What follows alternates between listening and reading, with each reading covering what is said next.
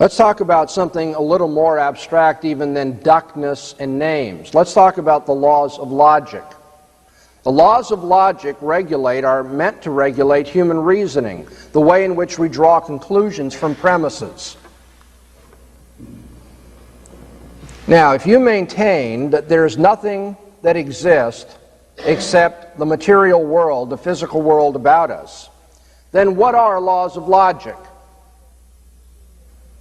Unbelievers want to appeal to them. You'll hear them tell you you're being illogical, or you need to take a course in logic, or you need to reason more logically. And you have every right to say, what are you referring to? Now, in my worldview, it makes sense to call on people to be logical, because in so doing, they imitate the very nature of God. They think the way God thinks. They are consistent. God doesn't lie. He is true to himself. God is logical. And I need to think in a way that reflects the character of God. So it makes sense for the Christian to call on people to be logical. What sense does it make for the unbeliever to call on people to be logical? What are the laws of logic? I've had people tell me, well, they're just, the way your brain thinks. You say, wait a minute.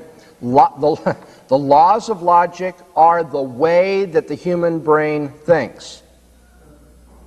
Well, if the laws of logic are the way the human brain thinks, then we don't need laws of logic to correct the way the human brain thinks, do we? Obviously, the laws of logic are not simply a description of the function of the brain, or it wouldn't make any sense to take courses in logic, so you can learn to think more logically. You can only think the way the human brain thinks, after all. No. What I mean is the laws of logic don't simply describe the way the human brain thinks, but the laws of logic are what the human brain thinks about the way the human brain should think. That is to say, the laws of logic are what are going on right now in the electrical synapse and the biological and physical relations inside the gray tissue up here in my cranium. The laws of logic are what I'm thinking about, and by thinking I mean all that electrical stuff going on and chemical stuff going on up in my head.